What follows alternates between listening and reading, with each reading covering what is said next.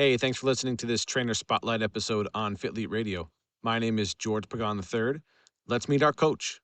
Howdy, howdy. My name is Tasha Wolf Whelan, and I have been a coach for 24 years now. My academic background is in cultural anthropology, archaeology, exercise science, athletic training, and dance. I am the world's worst ballerina, but I can get down to some hip hop. So crank that music up, and I will bust out some moves. I have worked for corporate companies as a performance coach, as a manager. I've also been a part of education teams where I go around educating personal trainers, coaches, physical therapists, chiropractors, massage therapists. And I have mentored a lot of coaches over the years. And I currently am a co owner of Ideal Strength, which is a coaching business. I know you're an awesome coach and take your job seriously, but to get to know you a little bit more, can you tell us a funny story about your life that happened outside of coaching? So, a handful of years ago, I was traveling to Arizona. It's time with my father for my older brother's wedding. And for some reason, whenever I travel, go to the airports, I always get stopped. They always ping me for something in my hair, something in my clothes, something in my pocket. Every single time I'm stopped. And this time, as my stuff was kind of getting scanned, they pulled my stuff aside, pulled me aside, and said that they had to talk to me and go through my things because something was detected as positive for explosives. And here I am at the airport, a little nervous. I'm like, what do I have that would be an explosive? And I'm like, well, I've got nothing in there, nothing weird. And again, my dad was with me, and they took me to this room kind of to the side. And my dad starts dying laughing, yelling in the airport. The only thing Tasha has that's explosive is diarrhea. And he's dying laughing, cracking up, thinking that this is absolutely hilarious that I get pulled aside for explosives. And he's telling all the guards that I just have explosive diarrhea. Meanwhile, I'm sitting there, head in my hand, shaking my head, swearing up and down. I don't have diarrhea, I swear. There's no explosive diarrhea. My father was recording this, taking pictures just to capture the humiliation and humor that I was experiencing. Now, looking back at it, it's quite funny that there I was sitting almost detained for explosives or explosive diarrhea, which, mind you, I did not have. We can't train everyone exactly the same. Our clients come to us having different life experiences and sometimes force us to think outside the box when it comes to their training. As a coach, how do you problem solve with your clients who come to you with some common aches, pains, injuries, some physical limitations, or previous traumas so they can still get the results that they want and the ones that they came to you for? When false claims or misconceptions around nutrition and fitness come up during training sessions or coaching calls, I always start from a place of curiosity and respect. I never want to immediately dismiss or bash what someone believes to be true, especially if it's something they've heard from a trusted source or have been following for years. So instead, I acknowledge that there are many ways to approach health and fitness, and what works well for one person might not work as well for another person. So I try to frame our work as a collaborative process of discovery. We're not looking for the truth, but their truth, what works best for their body, their goals, and their lifestyle. I'll often ask, how has that worked for you so far? Or how did you feel when you were doing that? And this opens the door to evaluating that claim together without judgment. From there, we can track progress, energy, recovery, or hunger cues to see what's truly effective.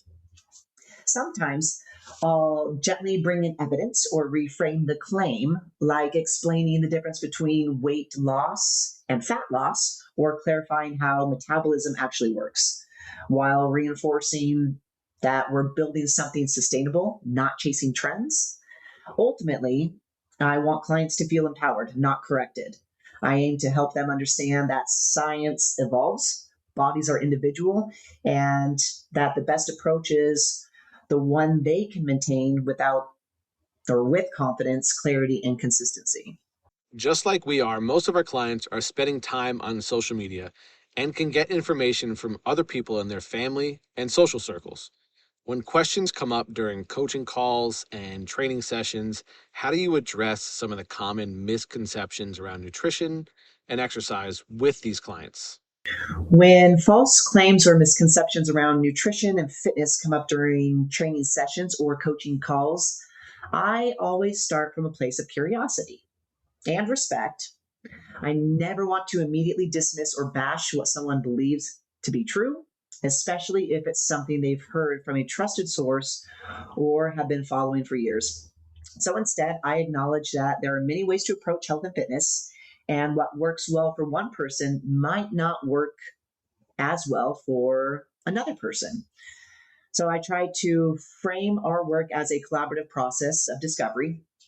We're not looking for the truth, but their truth, what works best for their body, their goals, and their lifestyle. I'll often ask, how has that worked for you so far? Or how did you feel when you were doing that? And this opens the door to evaluating that claim together without judgment. From there, we can track progress, energy, recovery, or hunger cues to see what's truly effective. Sometimes I'll gently bring in evidence or reframe the claim, like explaining the difference between weight loss and fat loss, or clarifying how metabolism actually works, while reinforcing that we're building something sustainable, not chasing trends. Ultimately, I want clients to feel empowered, not corrected. I aim to help them understand that science evolves, bodies are individual, and that the best approach is the one they can maintain without or with confidence, clarity, and consistency. Our clients can come to us for many reasons, and often they tell us in their consultations or new lead questionnaire that they have multiple goals or they're trying to work on a couple of things. Usually it's not just one sole specific thing. How do you approach goal setting with these clients who have multiple objectives when you ask them about what their goals are? When new clients come to me with multiple goals, like losing body fat, building muscle, improving mobility, gaining strength, and boosting conditioning, it's completely understandable. I get it. We all want to feel, look, and perform our best, and those are all valid goals. But trying to chase everything at once often leads to diluted results, internal conflicts between goals, or even burnout. So, my job as their coach is to help them organize and prioritize those goals into a clear, kind of progressive roadmap. I explained that we can still pursue all their goals, but not necessarily all at the same intensity or at the same time. I take a phased or layered approach. For example, we might start with a focus on body recomposition, lowering body fat while improving mobility and movement quality. Then we might shift into a strength development phase, layering in hypertrophy work and GPP as their foundation improves. Later phases might include more intense conditioning or sport specific work, depending on their interests.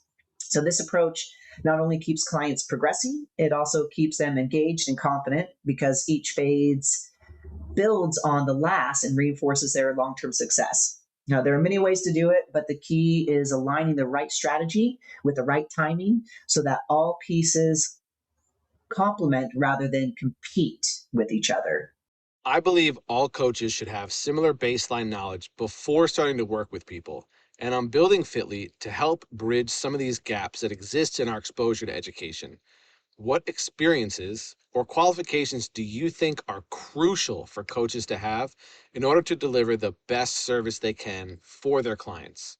So, when it comes to delivering real results for clients, I believe the most crucial qualities and experiences a coach can have go far beyond certifications or titles. First and foremost, a great coach needs to be flexible in their approach, willing to adapt the plan to fit the person, not the other way around. That means embracing a people over program mindset, where the individual's needs, preferences, limitations, and lifestyle always come first. I think equally important is a hunger for growth. The best coaches that I know and have met are always learning, whether that's through mentorships, continuing education, courses, peer feedback, or simply staying curious. Coaching is a skill that sharpens over time with exposure and honest reflection. I think no textbook or weekend course can really replace the value of real in person experience.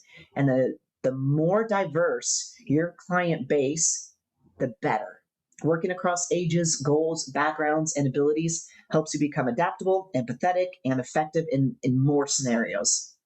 If you only work with athletes or one specific niche, you miss the opportunity to broaden your perspective and sharpen your communication skills.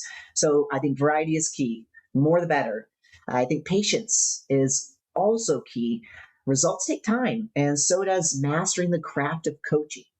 Every client is a chance to learn something new. And the more you listen, observe, and respond rather than react, the better your outcomes will be. And finally, emotional intelligence, clear communication, and the ability to meet people where they where they are can't be overstated. You can know all the science in the world, but if you can't connect with someone or earn their trust, it won't land. And at the end of the day, clients don't just need knowledge. They need a coach who cares, leads with humility, and is committed to the long game. Our industry is evolving every step of the way, and we're getting to the point where it's essential to have some sort of technology within your business for both the experiences you can deliver for your clients and your ability to grow sustainably. How do you use technology to assist you in your coaching as a coach and behind the scenes as a coach that nobody really sees? All right, I'm going to be completely honest. Technology has never been my strong suit, but over time, I have learned to embrace what works for me and my coaching style.